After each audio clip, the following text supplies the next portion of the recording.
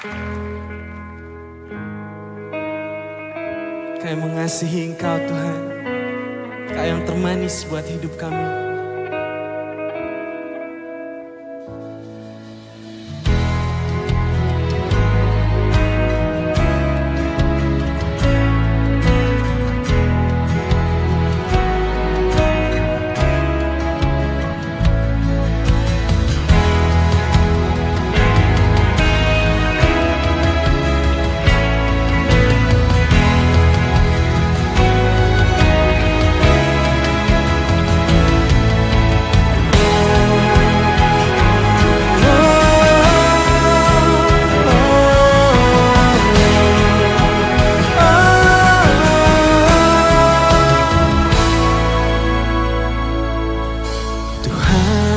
Kasih-Mu sungguhlah mempesona diriku.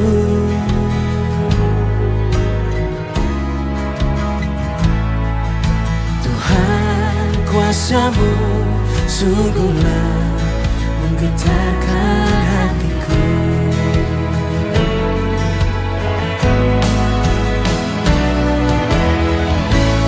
Kasih-Mu ya Tuhan,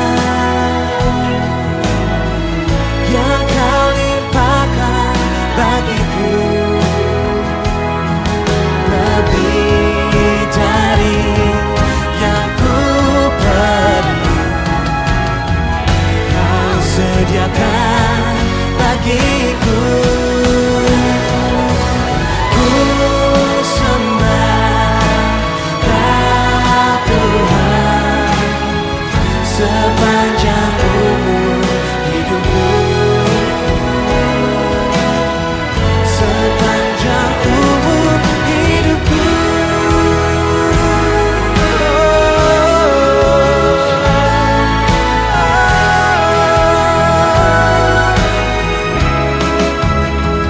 Kasih-Mu, Tuhan, kasih-Mu sungguhlah mempesona diriku. Tuhan, kasih-Mu sungguhlah mempesona diriku. Menggetarkan hatiku. Kasih-Mu ya Tuhan, yang Kau limpahkan bagiku lebih dari yang ku perlu. Kau sediakan bagiku.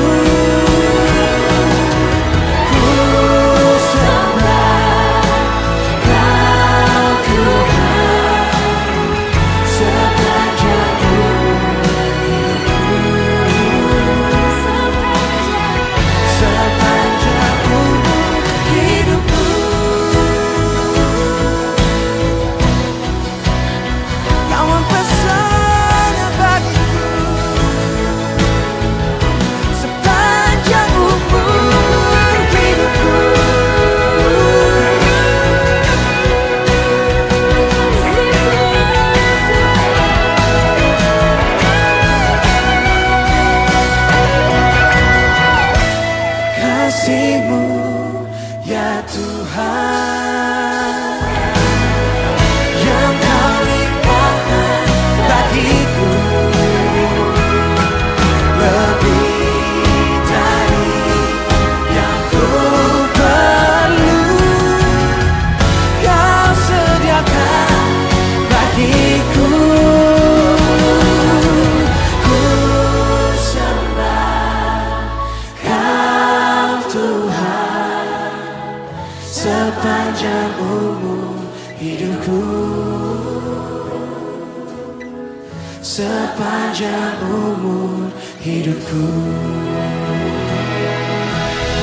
Sepanjang umur hidupku.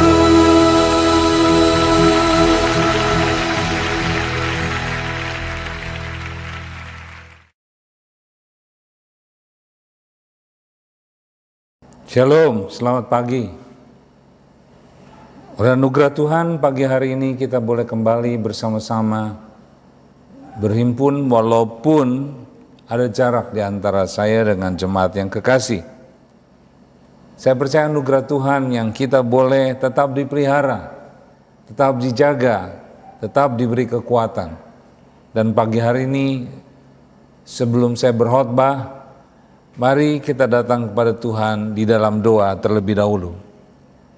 Bersyukur dan berterima kasih kepadamu Tuhan kalau pada pagi hari ini, pada bulan-bulan ini, kami boleh memperingati Engkau telah mati, telah bangkit, dan Engkau menampakkan dirimu kepada murid-murid yang ada sebelum Engkau naik ke sorga.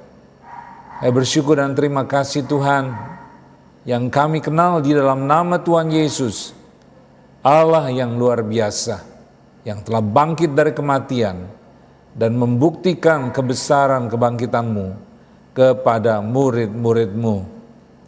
Oleh sebab itu pada pagi hari ini, biarlah Engkau kembali mengingatkan kepada kami perkataan kebenaran-Mu, sehingga lewat kebenaran-Mu kami boleh melihat Tuhan yang ajaib, Tuhan yang besar dan perkasa itu boleh menjanjikan akan berkat khusus bagi kami yang percaya kepada Engkau.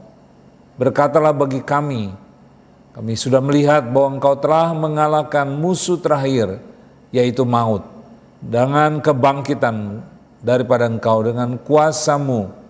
Dan untuk itulah Engkau berjanji, dan untuk itulah Engkau telah memenangkan, dan untuk itulah Engkau telah memberi firman yang boleh dicatat oleh hamba-hamba-Mu, sehingga lewatnya nama Tuhan Yesus dimuliakan.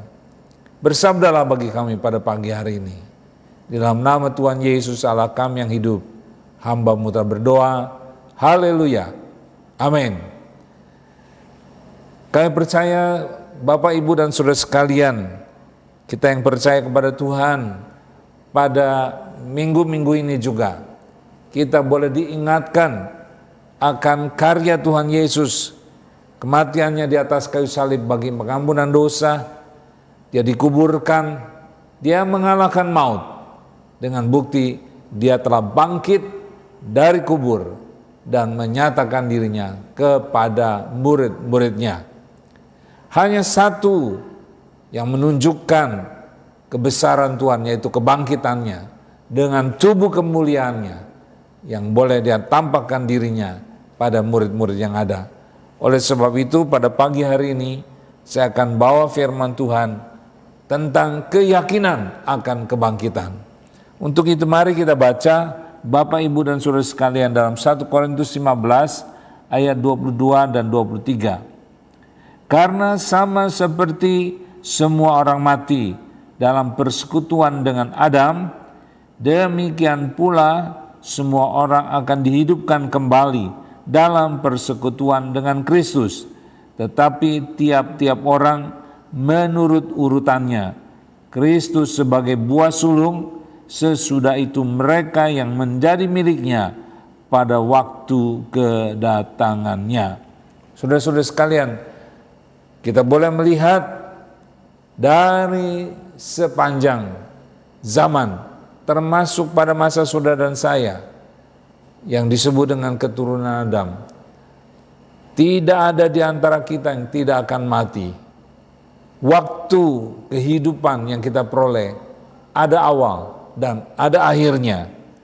Tetapi saudara-saudara sekalian, bersyukur kepada Tuhan bahwa hanya satu pribadi, yaitu Tuhan Yesus sendiri, yang telah mati, pada hari yang ketiga dibangkitkan, dan itu pun Tuhan Yesus sudah katakan lewat apa yang disebut khotbah-khotbah sebelum dia disalib dan dia dikuburkan.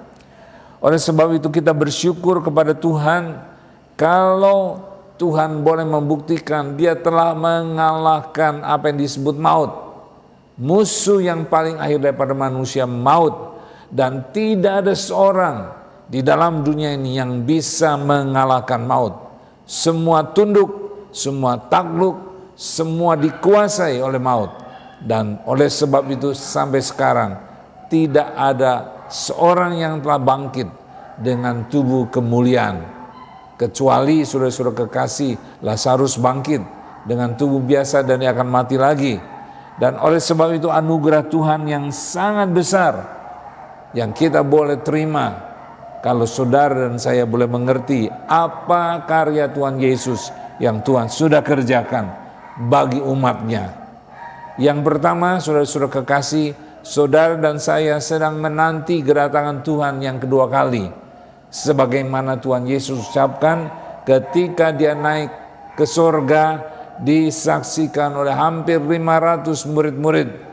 Dan dia terangkat ke surga dengan awan-awan. Dan sebelumnya Tuhan Yesus berjanji, dengan cara yang sama, dia akan datang kembali dalam dunia di awan-awan yang permai. Oleh sebab itu, saudara-saudara kekasih, kita menanti kedatangan Tuhan.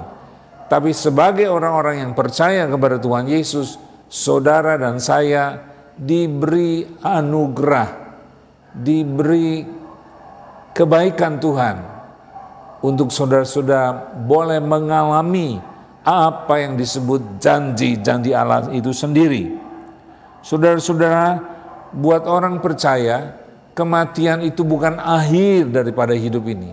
Kematian buat orang yang percaya kepada Tuhan Yesus merupakan anugerah, peralihan dari hidup manusia alamiah kita kepada hidup bersama dengan Tuhan.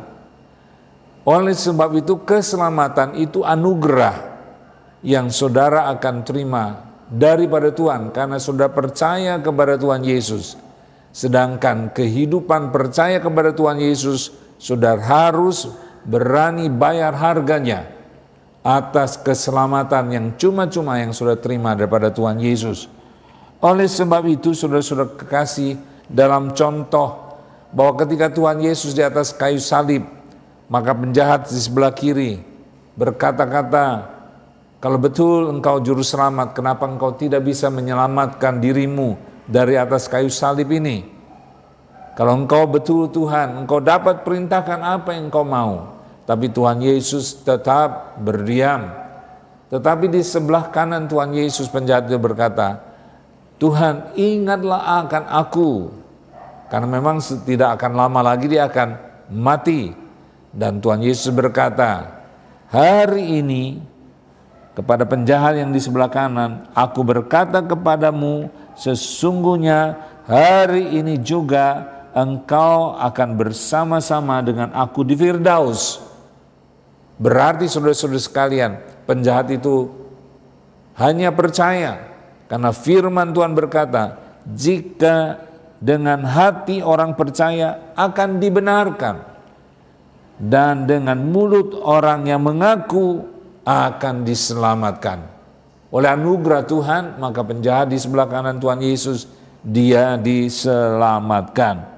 Saudara-saudara yang kekasih dalam nama Tuhan Yesus, keselamatan adalah anugerah Tuhan karena hati percaya kepada Yesus yang telah mati di atas kayu salib bagi dosa dan kesalahan kita.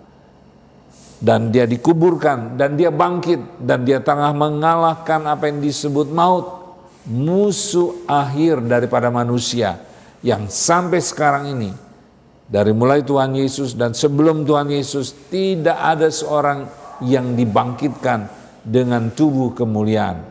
Anugerah Tuhan yang besar. Oleh sebab itu saudara-saudara kekasih, kematian buat orang yang percaya bukan akhir hidup.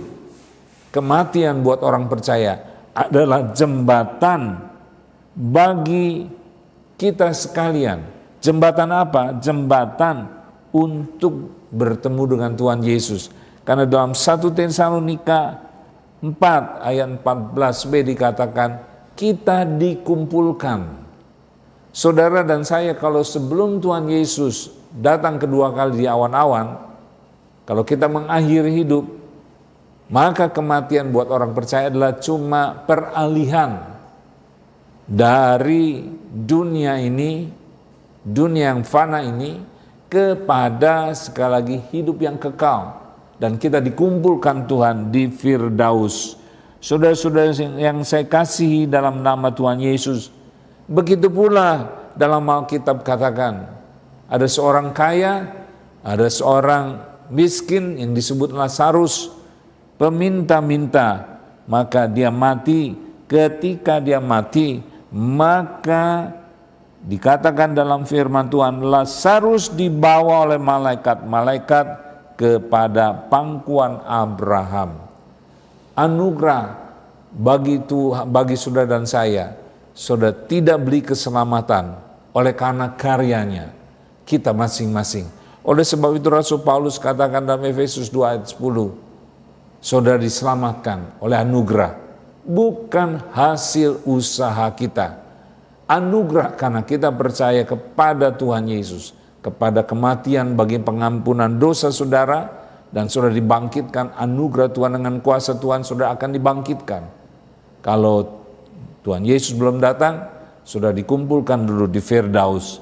Itu pula yang disaksikan oleh Rasul Paulus dalam 1 Korintus 12. Dikatakan saudara-saudara, Paulus diangkat sampai ke tingkat 3 dari surga. Sampai ke tingkat 3 dari surga. Saudara-saudara, oleh sebab itu bagi hamba-hamba Tuhan, bagi kita sekalian orang percaya, kalau memang kita meninggalkan dunia ini, jangan takut, saudara dikumpulkan Tuhan di Firdaus, di mana saudara menanti sebentar waktunya Tuhan akan datang yang kedua kali. Sebab itu saudara-saudara kekasih, kita boleh melihat poin yang kedua. Kalau Tuhan Yesus datang yang kedua di awan-awan, sangkakala yang ada ditiupkan oleh malaikat, maka yang pertama dalam 1 Tesalonika 4:16 selanjutnya, yang mati dalam Yesus akan dibangkitkan.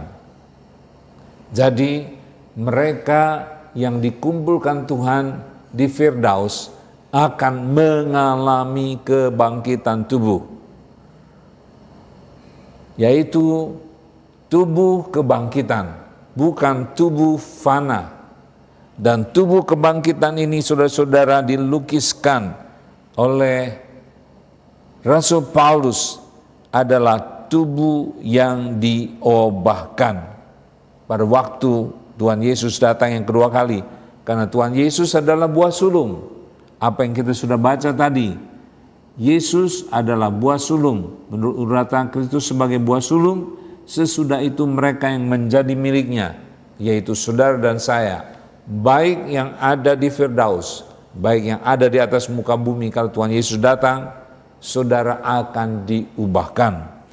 Kita diubahkan dan kita akan memiliki apa yang disebut tubuh kebangkitan. Dan Rasul Paulus coba menjelaskan tentang tubuh kebangkitan. Saudara dan saya, kalau saudara saat ini masih hidup, maka saudara pasti pernah mengalami sakit. Kalau usia, saudara pasti mengalami umur. Makin tua, makin merosot tubuh jasmani kita. Makin berubah dari anak-anak ke muda, berubah wajahnya, tampannya akan kelihatan. Tapi ketika tua, maka akan kelihatan perubahan yang ada. Saudara-saudara kekasih, tetapi firman Tuhan berkata, saudara dan saya akan dibangkitkan dengan tubuh yang disebut tubuh tidak binasa, tubuh yang kekal, tubuh yang sekali lagi Tuhan persiapkan sebenarnya tubuh yang sempurna. Tubuh yang sempurna, 1 Korintus 15:22. Dan saya percaya contohnya siapa? Yaitu contoh tubuh Tuhan Yesus ketika dia bangkit, maka Maria tidak bisa mengenalinya. Betapa, sekali lagi, betapa indah, betapa berubahnya. Saya percaya pula saudara-saudara kekasih, kalau saudara punya kenangan, maka ketika saudara-saudara menikah, maka apa yang disebut mempelai itu terjadi perubahan karena diubahkan oleh manusia. Tapi bagaimana kalau itu diubahkan oleh Tuhan? Tubuh yang kekal itu, yang diberikan pada saudara dengan kuasa Tuhan, tubuh yang tidak akan binasa. Saudara-saudara yang kekasih dalam nama Tuhan Yesus, bukan tubuh yang tidak akan binasa, tapi dikatakan juga 1 Korintus 15 ayat 43, tubuh yang mulia. Tubuh kita, yaitu tubuh yang tidak sempurna ini, akan diubahkan menjadi tubuh yang sempurna, tubuh yang mulia. Saya percaya Tuhan Yesus ketika tubuh dengan tubuh kemuliaannya dia bangkit, maka tubuhnya yang mulia tersebut kita tidak bisa lukiskan. Saya yakin saudara-saudara sekalian, kalau saudara-saudara di dalam sukacita, maka wajah saudara pasti berbeda. Itu hanya sukacita saja. Wajah saudara pasti menggambarkan akan kemuliaan sukacita itu sendiri. Saudara dan saya, tubuh kebangkitan adalah tubuh mulia. Tubuh yang tidak, sekali lagi, tidak bisa dibatasi. Tubuh yang sempurna, tubuh yang kuat, tubuh yang tampan bagi pria, tubuh yang indah bagi wanita. Tapi nanti saya percaya semua tubuh mulia semuanya. Kita tidak bisa lukiskan betapa mulianya tubuh itu sendiri. Saudara-saudara, oleh sebab itu, saudara dan saya bukan menerima tubuh yang mulia saja, maka dikatakan tubuh yang rohani, bukan tubuh yang badani, bukan tubuh daging, tapi tubuh yang rohani. Rasul Paulus coba menggambarkan yaitu tubuh yang transcendent, tubuh yang tidak bisa, saudara-saudara kekasih, diikat, tubuh yang bukan terbatas. Ketika murid-murid Tuhan Yesus berkumpul, pintu terkunci, maka tiba-tiba Tuhan Yesus hadir dengan tubuh kebangkitannya di dalam ruang yang tertutup tersebut. Tubuh yang dikuasai oleh roh kebangkitan yang ada. Sehingga pada waktu yang sama, dalam sekejap mata, maka tubuh itu akan hilang. Betapa mulianya, betapa rohani menguasai akan tubuh itu sendiri. Saudara dan saya tidak bisa menguasai tubuh, limit. Tubuh yang terikat dengan gravitasi bumi, tapi tubuh kebangkitan adalah tubuh yang rohani, yang tidak terikat dengan keadaan alam atau kondisi-kondisi yang lain, tapi tubuh yang luar biasa yang Tuhan berikan kepada kita sekalian. Contohnya siapa? Hanya satu, yaitu tubuh kebangkitan Tuhan Yesus. Dari mulai perjanjian lama sampai perjanjian baru, Tuhan memberikan contoh yang sangat sempurna tentang tubuh kebangkitan. Sehingga boleh menjadi bukan saja dambaan, hendaknya menjadi keyakinan kita bahwa kita akan dibangkitkan dengan tubuh mulia. Saudara-saudara, oleh sebab itu ketika Rasul Paulus pernah diangkat ke tingkat ketiga dari sorga, Rasul Paulus berkata, penderitaan, harga yang harus dibayar mengikut Tuhan. Walaupun keselamatan itu adalah percaya dan anugerah, tapi Rasul Paulus katakan, penderitaan yang kualami tidak sebanding dengan kemuliaan yang kuterima ketika aku berjalan bersama dengan Tuhan. Dan Rasul baru berkata, aku telah mengakhiri akan garis akhir pertandingan hidup. Aku yakin aku akan bertemu dengan Tuhan Yesus. Anugerah Tuhan yang sama akan diberikan bagi kita orang yang percaya. Sebab ketika bunyi sangkakala Allah berbunyi, saudara dan saya yang masih hidup sekarang ini, kalau sampai diberi anugerah Tuhan untuk saudara-saudara mendengar trompet sangkakala berbunyi, saudara akan diubahkan dan kita akan bertemu dengan Tuhan Yesus di awan-awan yang permai. Berbahagia saudara dan saya, boleh diingatkan bahwa kebangkitan Tuhan merupakan anugerah yang akan kita terima kelak. Kebersamaan kita dengan Tuhan. Baik saudara-saudara kita yang sudah mendahului kita sebagai hamba-hamba Tuhan, baik sebagai jemaat. Berbahagialah saudara yang mati dalam Tuhan, karena segala apa yang saudara kerjakan, saudara akan terima akan segala kebaikan saudara bersama dengan Tuhan.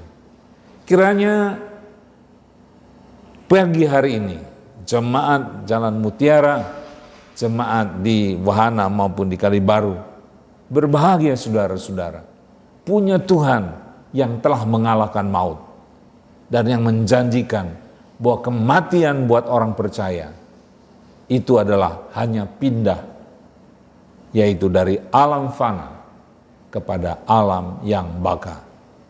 Bersyukurlah kepada Tuhan yang menjadi pelopor, penebus dosa saudara, penebus dosa saya, penebus dosa kita semua, yang telah menjadi Tuhan, yang sekarang masih duduk di sebelah kanan Allah Bapa, yang kita masih menanti kedatangan yang kedua kali.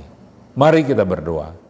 Terima kasih kami ucapkan kepadamu Tuhan atas kebenaran firman-Mu yang boleh diungkapkan bahwa manusia keturunan Adam satu kali akan mati dan dia tidak bisa mengalahkan maut itu sendiri kecuali Engkaulah yang telah mengalahkan maut. Dan ketika kami percaya, kami diselamatkan. Karena dengan hati kami percaya, dengan mulut kami katakan, kami diselamatkan. Walaupun dalam hidup mengikut Engkau saat ini, sementara kami menanti kedatangan Engkau yang kedua kali, kami perlu bayar harga. Tapi kami percaya Tuhan, Engkau Roh Kudus yang boleh menjadi pemimpin gereja dan menjadi pemimpin umat-Mu yang percaya. Beri kekuatan, beri kebenaran firman-Mu, sehingga kami percaya apapun yang kami harus bayar, kami percaya apa yang kami kerjakan tidak sebanding dengan kemuliaan yang Kau janjikan bagi kami selaku umat-Mu. Terima kasih kami ucapkan kepadamu untuk masa di mana kami boleh hidup, walaupun kami terbatas, dan kami percaya sidang jemaat-Mu yang kami layani, walaupun kami tidak bisa bersama-sama untuk sementara waktu dengan ketentuan pemerintah saat ini, tapi kami percaya hati kami tetap membara, hati kami tetap rindu, karena baik kami pribadi mempunyai hubungan dengan Tuhan, baik ketika kami berkumpul, Engkau ada di tengah-tengah kami. Karena firman-Mu pada pagi hari ini meneguhkan, menguatkan, memberi pengharapan untuk waktu yang kami boleh bersekutu. Kiranya rahmat, anugerah, kekuatan, dan juga tuntunan kuasa Roh Kudus-Mu tetap boleh menuntun seluruh sidang jemaat-Mu yang boleh kami hamba-Mu layani. Berkati jemaat yang boleh ada pada pagi hari ini. Apa yang menjadi pergumulan mereka, apa yang menjadi permohonan mereka, Tuhan Yesus Engkau dengar. Karena Engkau mengasihi mereka. Engkau telah berkorban, dan Engkau buktikan bahwa maut sebagai musuh semua, termasuk kami, Engkau telah kalahkan. Jadi buat kami yang percaya pada Tuhan Yesus, kematian itu hanya perpindahan. Bukan kami perlu mengicipi maut, tapi Engkau pindahkan kepada hidup kekal. Berdoa kiranya Engkau boleh memberkati seluruh umat-Mu yang ada, sertai dalam hidup mereka, keluarga mereka, anak-anak mereka, orang tua mereka, opung-opung mereka. Tuhan boleh menolong dan menyertai. Rahmat, anugerah, kemurahan-Mu menyertai mereka semua. Di dalam nama Tuhan Yesus Allah kami yang hidup, Hamba-Mu telah berdoa. Haleluya. Amin. yang